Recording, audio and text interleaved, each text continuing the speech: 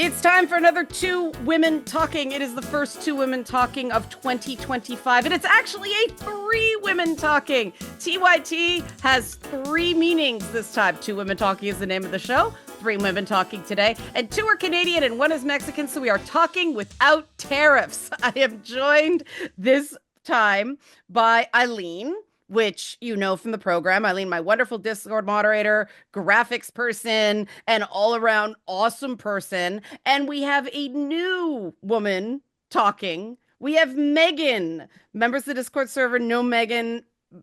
People who watch my social media know Megan. She's my co-founder of New World Events. She's my social media manager, but she's also a wonderful performer and a really great opera singer. And she's an avid reader. And Megan is actually in the demo age-wise for this. We're not going to say officially how old she is, but we thought it was important because we are going to talk about A Court of Thorns and Roses.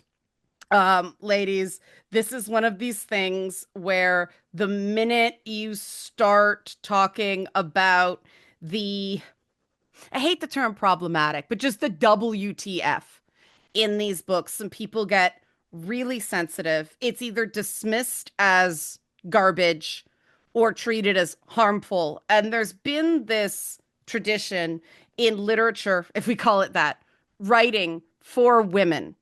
Something like A Court of Thorns and Roses is very similar to, say, the Forgotten Realms books back in the day, the Warhammer 40K books. Guys listening to this are going, what do you mean? No. It's seen as trash, but it has a lot of redeeming features. It says a lot of really deep things about masculinity, femininity, and so forth. So let's just start first of, Aileyn, we'll start with you. Hello. How did you start? Because you were more of a romance fan before this than me, right? How did you get into ACOTAR? Yeah, I was more on the side of vampire novels, gothic romance novels. I saw the optic of fantasy romance romantasy coming up mainly from social media, Hmm. and then I finally gave into reading it because we were talking about it on the Discord. Hmm. Now, So yes. now, full disclosure, Aileyn has recently traumatized me with episode 1 of the new Interview with the Vampire.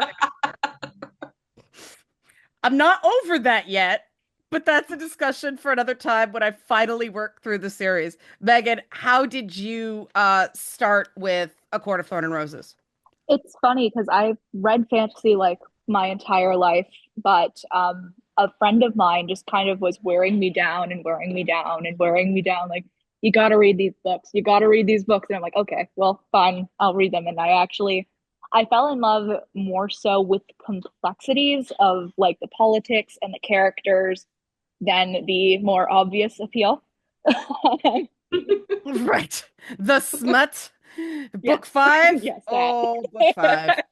Yeah. It's funny, right? Because I think we all, part of the phenomenon about these books, it started as a COVID book and it did really spread through word of mouth and friends reading it and wanting to talk about it. And that's something with the way I think women interact with each other. These do become group activities, right? I mean, I, Yes. I think that's Oh, absolutely. definitely and so that's why I think that talking about this stuff, sort of the structure for the episode, I want to explore some of this stuff instead of just going, this is good, this is bad. Because I think this is lost when we talk about harmful media. Um, because there is a lot of stuff that is challenging, shall we say. And I think one of the big ones is the relationship between the sisters, right? There's very much a good girl, bad girl, and then Feyre. Uh, Elaine's kind of the good one, maybe. We haven't got her book yet. And Nesta's the one that I think got the most backlash originally. I could be totally wrong, but I find there are a lot of Nesta haters out of there. And then there's Feyre, who's obviously got a ton of main character syndrome, complicated by that point of view shift in book 5. So this idea that, okay, be it resolved that, meaning challenge this statement if you feel it's inaccurate. Everything Feyre does is presumed to be essentially right. Everything Nesta does is presumed to be wrong via authorial intent. Megan, what do you think about that? No, you're absolutely right about that. It's just I think she was writing Feyre too at a point in her life where she was less emotionally mature. So Okay. she was writing a lot of it's remarkable how similar Feyre and Nesta are, but how much more Feyre gets away with simply because of intent, simply because of perspective, really. And it's just because she put herself like into this character, and it's funny because it's sort of every inexperienced or newer author's Mary Sue trap that she fell Mhm. into with Feyre, I think, where all of a sudden main character has every type of magic and everybody loves her, and you get the picture. And Nesta came from a place of more emotional maturity, but in order for Nesta to really grow the way she did, Feyre had to grow the way she did. And it really affects perception because the double standard between those two. Yeah. Eileen, that idea that Feyre's a Mary Sue, what do you think? I mostly agree. Mhm. There's I remember we saw this fan YouTuber make even a song about it that Farah has said with power. She's the avatar. Yeah, yeah, yeah. I There. definitely, sorry, I definitely agree that she is written from a point of view where the author hadn't yet matured. And also, I think that an important point is that for the hardcore moments of Farah, her hardships, her troubles, we are reading from her point of view, whereas with Nesta, arguably the point when she's dropping the cauldron, we are not with her, we are seeing it from Feyre's point of view. Yeah, and it's funny because it was book 3 that I decided I loved Nesta because of that moment where she's like, "I'm coming for you," right? That point. Yes. I'm like, this is a character I can get behind, and I do think that that's a good point that it's the Game of Thrones problem, right? Of the POV cheat of we're not in Nesta's head until much further along. And then we sort of it's third person narration though, isn't it, in book 5? Yes. Yeah. Yes. It, Yeah. So we're never totally in Nesta's head. It sort of cheats, right? Like that whole binging booze and sleeping with a different guy every night and then throwing up and binging more booze and barely eating. Why do these women never eat? Right? Right. How do they puke so much and never eat? Megan, go ahead. Yeah, no, I was actually gonna say the POV shift has a lot to do with it because Mhm. you're only informed about what Nesta's psychology is through Feyre, what Nesta's actions are through Feyre. Right. And she's self-righteous. Feyre is so Mhm. self-righteous. Yeah. But no, it's like the same thing. I think a lot of the characterization threw people through a loop in the second book because of that POV shift. You've got the Nesta characterization. All of a sudden, Morgan became a whole different person too. Yeah. Do Um, you think that Morgan got a bit retconned in that third yes. book? Yeah. Oh, absolutely. Yeah. Because that I know that's a big debate whether Morgan was always supposed to be bisexual or whether that was a response to criticism. Yeah, I love that for her, and it feels very authentic now. But I don't think that was what was originally intended for her, especially not the way she was introduced. What do you think, Eileen? I agree. I compared the earlier books with the whole interview with the vampire phenomena, in Right. which, yeah, the first book is told entirely from Louis' perspective, the same way that the first book is told entirely from Farah's perspective. And then when the ships change and there's a POV change, the other characters basically go in a big no, that is not me actually. That is not how it happened. There is sort of I joke that everyone in Interview with the Vampire is a girl, even the men. And Yes. I do think Lestat was intended to be like the Dracula, not the narrator, but the main character from beginning of that series. I do get the sense that Sarah J. Maas did a hard shift halfway through ACOTAR, where, oh no, it was going to be about Tamlin and Freya. Wait, no, I actually don't like Tamlin. Let's make a Bat Boy. Yes. Right? Oh, absolutely. And he just sort of shows up and everything changes. And I think that's another thing. It's really hard to separate our feelings about like Feyre and Nesta, Aileyn. Let's put that on the shelf for a minute because we haven't got Elaine's book yet. But they're two guys that they're paired with. Um, Rhysand has always, and Aileen put this into focus. Rhysand I don't get because of all the people in the books, I'm probably most like him, which is a really sort of Fair. scary thing to recognize. But I really like Cassian. I did from the beginning. He's just kind of a dude. He's loyal. He's not the smartest. He's constantly in a way over his head. What's not to like about that? Right? Yeah. Right. Like, I really like Cassian. Rhysand is a character that is set up as so complex, it almost got away from her. Like, she wrote a character she didn't know how to write. Because how do you write a guy that has been raped nightly and sometimes in the afternoon and sometimes before breakfast for 50 years? Now, Megan, I know you feel strongly about Rhysand, so I'm going to give you the floor for this one first. I do. And it's mostly because, again, the POV shift changed a lot of people's feelings on him. And a lot of people say that she changed characterization on him. And I really don't think that's the case. You mean in book 5 where he suddenly becomes a stark raving asshole? Exactly.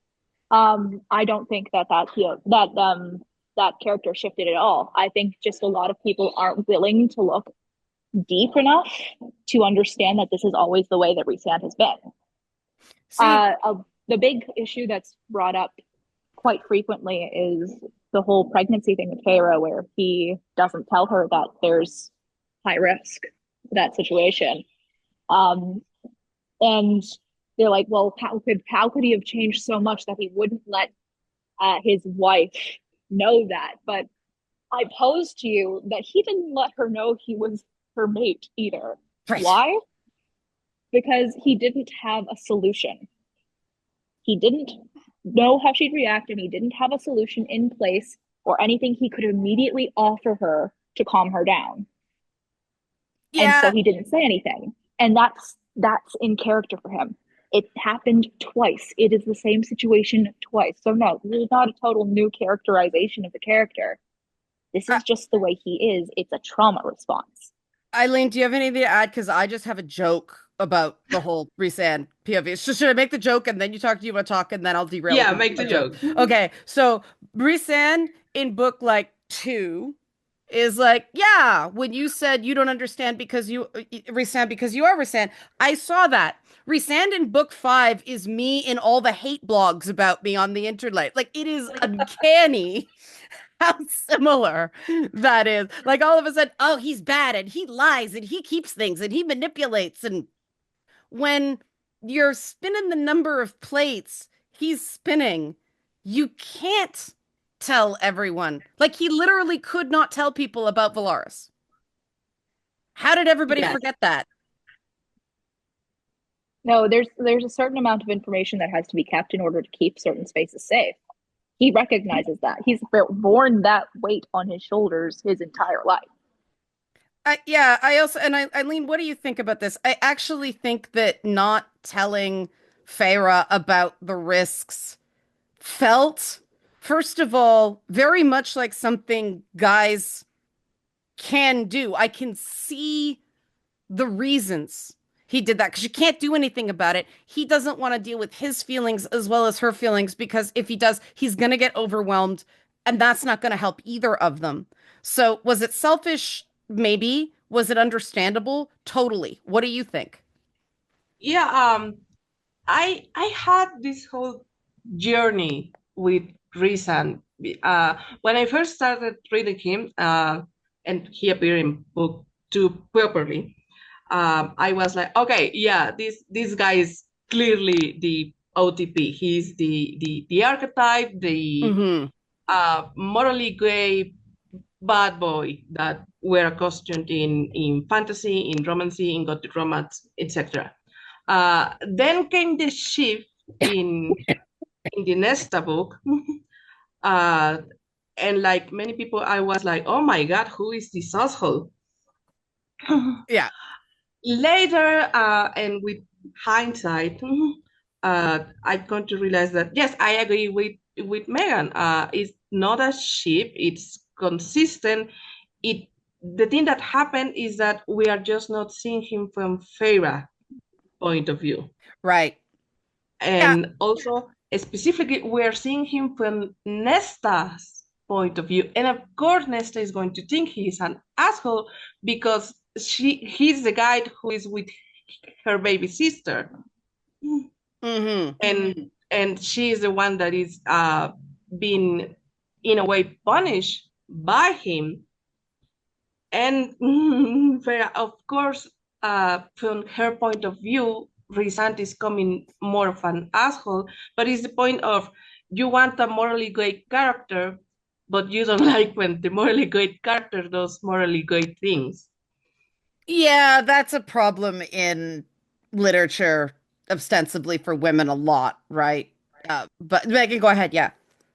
And there's also like the whole issue that Rhysand has been objectified since literally day one. I mean, Yeah. say what you will about Feyre and Tamlin. Feyre has always seen Rhysand with rose-tinted glasses. Oh, The yeah. first time you Yes, ever see Rhysand, for he is sure. described as the most handsome high fae she has ever seen. Yep. You go right into it with, this is a handsome man. This is also a man who, let's face it, as much as Feyre pretends to hate him from the start, she is incapable of hating. He is incapable of doing wrong by her. So every shitty thing he does is justified in her POV. And then you get to Nesta, where you don't have the rose tinted glasses. You simply see him as anyone else would. Yeah. Yeah. I mean, that thing about the archetype that Eileen said, I think is relevant. God, there's so many different ways to go here. Because on the one hand, there's the whole archetype thing and the safe sexual objectification fantasy that happens under the mountain, right? Like that alone is, let's face it, he sexually assaults her multiple times, right? And the idea, oh no, it's for her own good. It's to protect her. He was just running a really long con. Yeah, Megan. Yeah, no, that. And also, I think a lot of on the flip side, the sexualization of him Yeah, under the mountain, a lot of people discount because he's introduced as hot. right. It's the same thing with Lucian. Like both of them, people feel safe discounting those experiences, which absolutely not. Like those are horrific.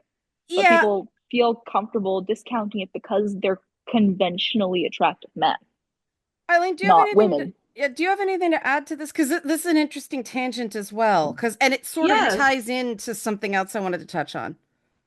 yes. I call this the male trauma for flavor Yeah, in this specific type of character, romance character, gothic romance character. You have it a lot in vampire media, you have it a lot in dark, morally gray characters that they have some sort of trauma. That trauma is usually sexual related. hmm, It happened to Dracula, it happened to Louis, to Lestat, to all of them. And it's something there to add flavor to the character, but it's never explored. It's something for the female character to nurture, to go up poor baby, I'm never going to do that to you.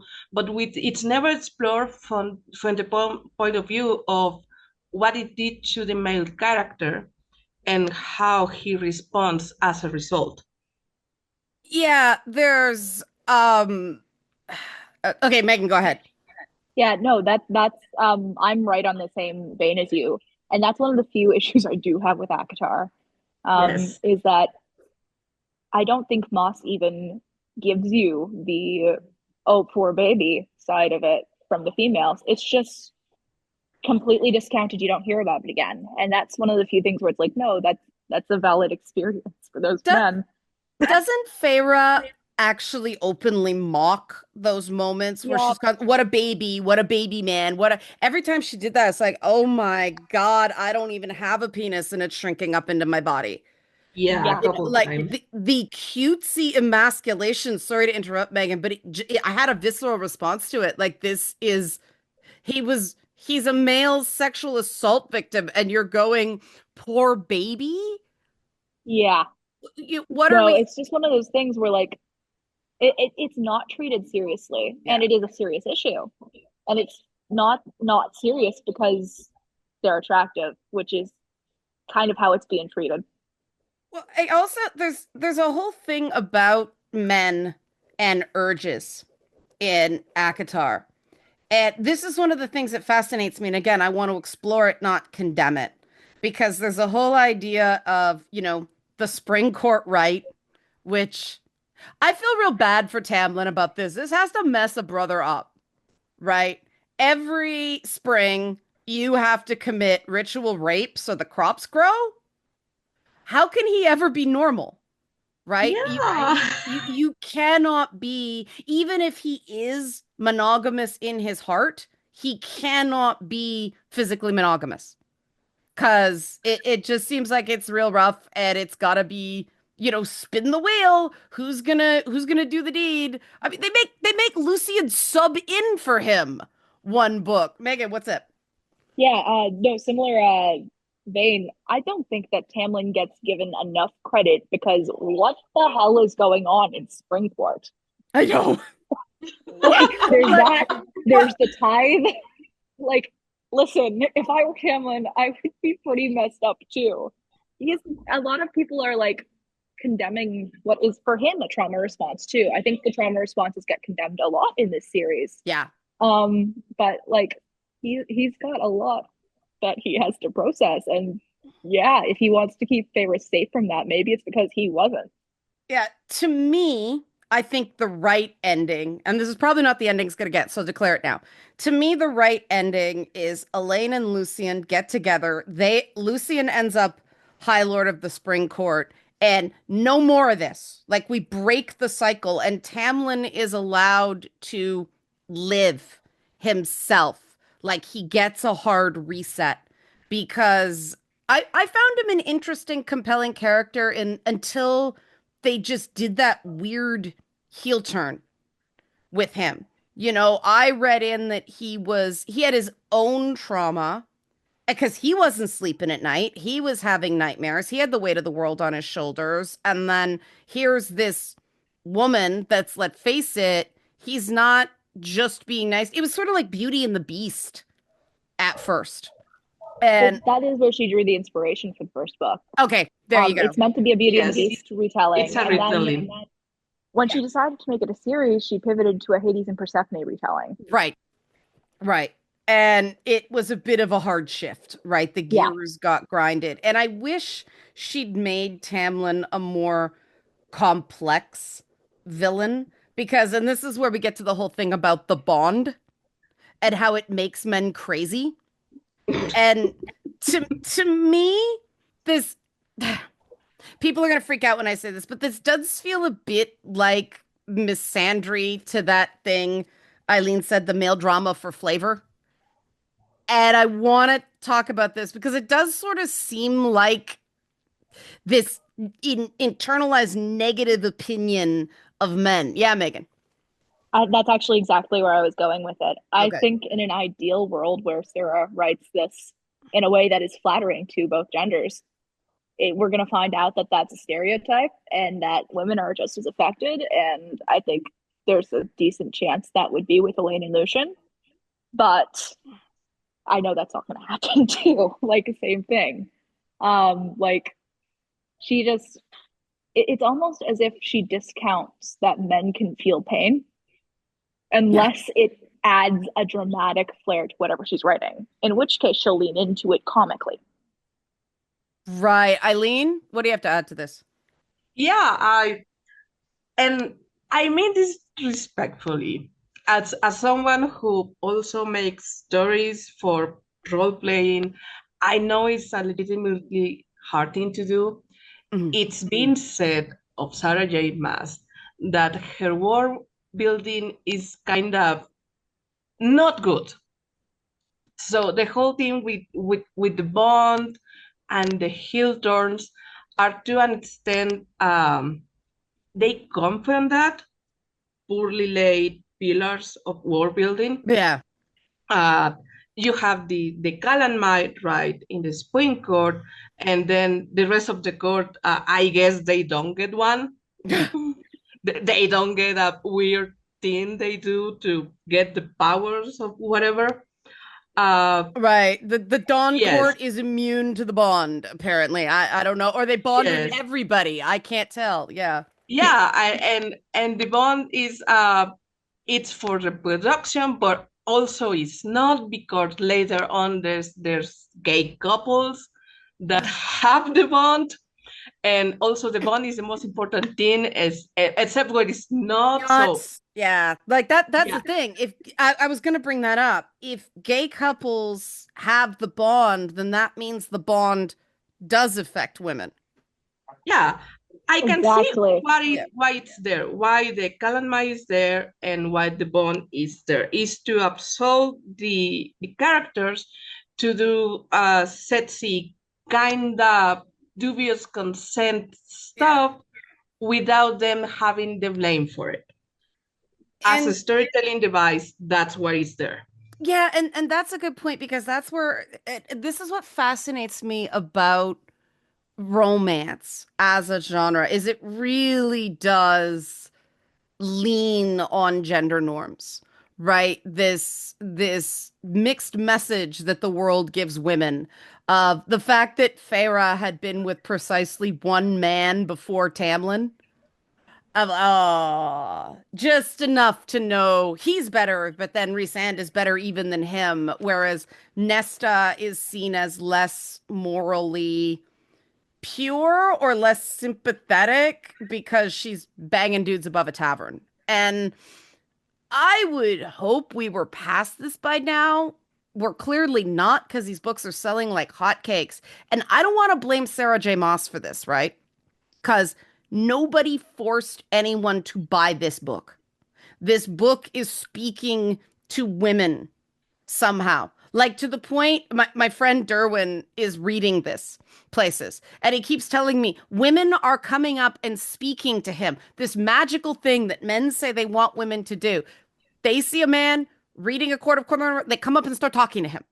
There's something about this book that speaks to women. So, what do you ladies think is going on with this, almost toxic femininity that's going on in this book? Yeah, Megan. I'm not sure if it's so much the toxic femininity. I mean, they are toxically feminine, but I think it's a mix of that toxic femininity with actually being able to see oneself in the imperfections in these characters. Mhm. They're just imperfect enough for you to see yourself in them. And then it has all of these toxically feminine, but, feminine traits that it adds on to it. And it's kind of how you can self idealize yourself within the character because there's that glimmer, there's that shred of, oh, that's me. Aileyn? Yeah, I agree. And also, there's this opportunity to see characters that maybe they are not old like us, but I can see, like Megan said, a glimmer of me in them in a situation when, yes, it's toxically feminine and they have all these gender stereotypes forced on them, but they also not defeated by them. Like we see Farah rise in spite of them. Like we can all point to something in this book that, oh my God, yes, I understand what is happening. It happened to me, but it's not defining them and they are overcoming it as an obstacle.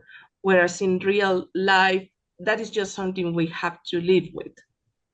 Right. Do you think though that the I see what you're saying, and I do think that book five definitely, I mean, there were places that the Rocky theme was played in my head during that, like with all the training segments, right? But I think retroactively it made it feel like I guess it is more of a fantasy thing of being accepted by a found family and everybody thinking you're great. There is this training that we give women where if people like you, you're good. If people don't like you, you're bad. It doesn't matter if the people are right or not. And the books really play with it, in a way that I never knew what to think about it. I'm curious what you guys think because let's face it, everybody was nice to Feyre because Rhys was the boss. And it makes it really murky.